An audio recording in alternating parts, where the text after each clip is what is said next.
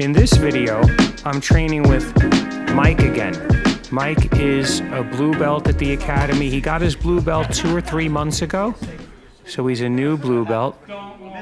And, he really takes instruction well. And he's been watching my videos, and I think he's trying to emulate my movement in the way that it's calm and calculating. And I think he does a good job at that.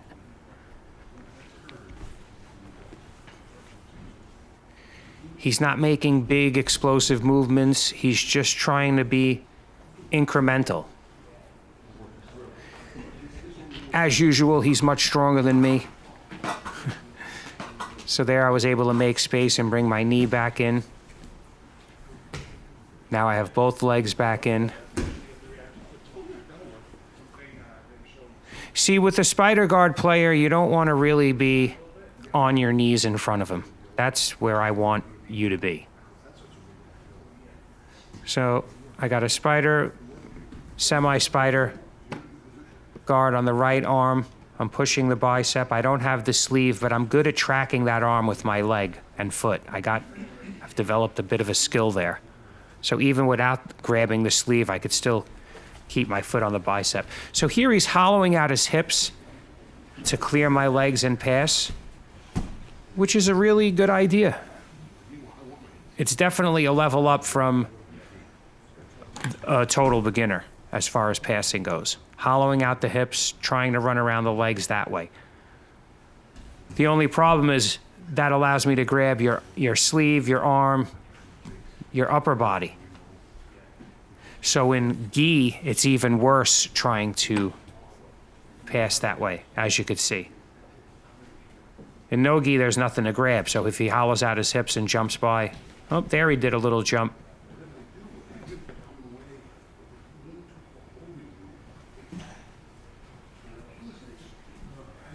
So here he's trying to switch his hips and clear my hooks. And he's also worried about my grips. Sometimes I make grips just to overload somebody. Here I'm giving him a little advice.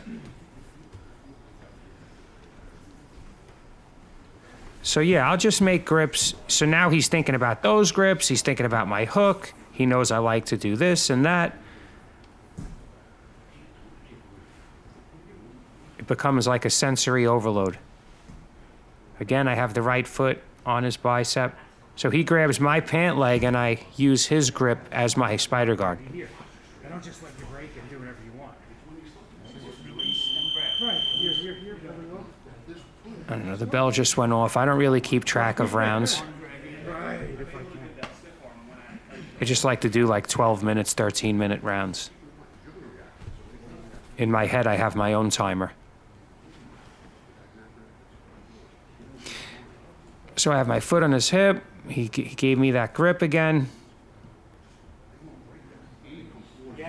That grip on the foot, you have to strip that. It has to be addressed right away.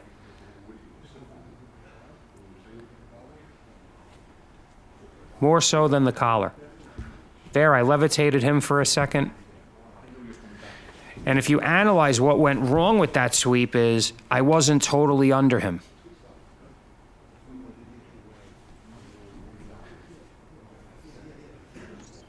The highest percentage sweeps are the ones where you get totally under the guy. Because now you're not just threatening sweeping him in one direction, but you're threatening any direction.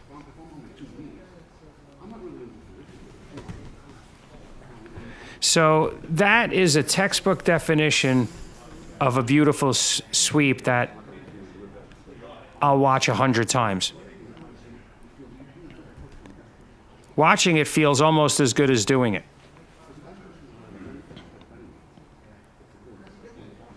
As I've said before, to me, a sweep is the best thing you could get.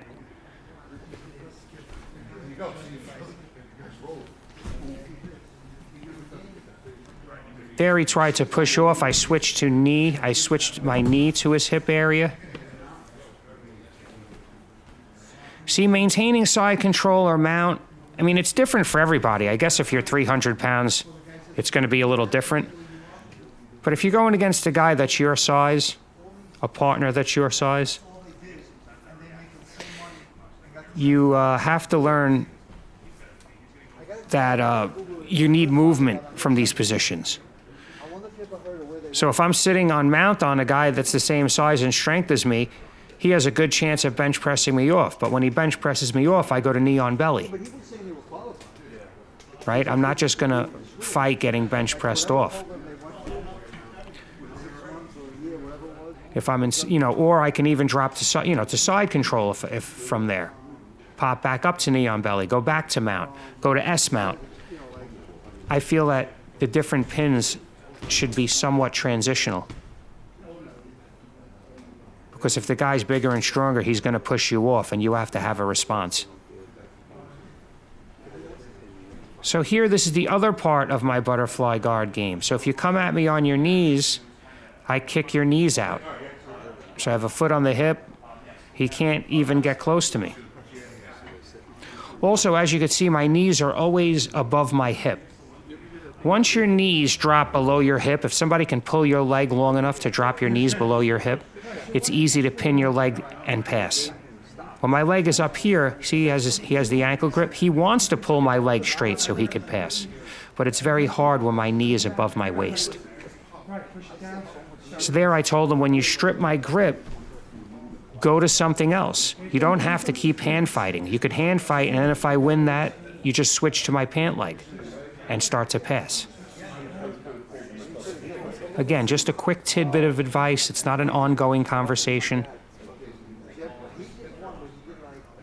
There he tried to jump off my hooks.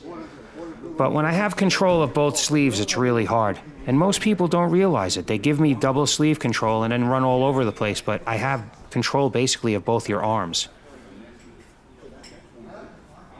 And my legs are free. So here I have 2-on-1 wrist control. If I didn't say it already, Mike is very strong. There's no comparison in strength. My goal is to move all around that strength.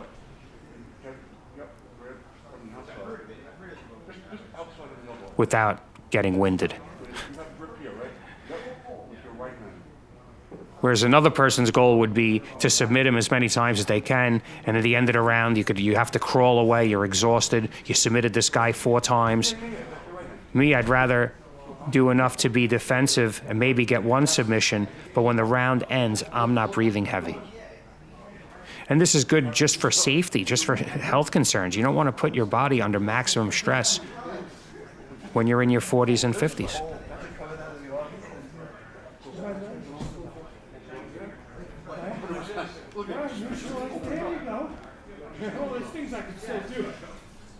So here I told him, that's my professor who just walked by. Here I was telling him to switch to 2-on-1 on the leg. If you can push me back and grab my leg 2-on-1. So there I just wrestled up with that S position. Again, you could see that more in Hudson Taylor's video. He was a #1 wrestler. I think he had the most pins. He had like over 200 pins. But he likes to wrestle up that way. And ever since I seen him do it, I use it all the time.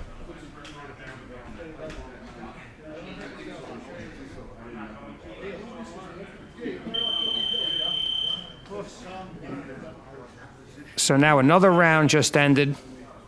So we did about 9 minutes.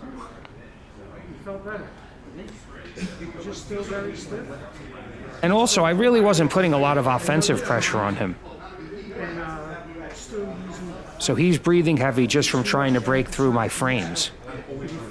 And I'm not breathing heavy because I wasn't trying to match anything he was doing. I was just literally using skeletal framing to keep him off and to create sweep opportunities. So anyway,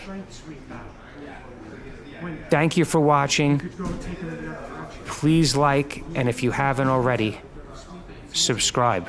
I appreciate you all, and the next show will be out Thursday, 4 p.m.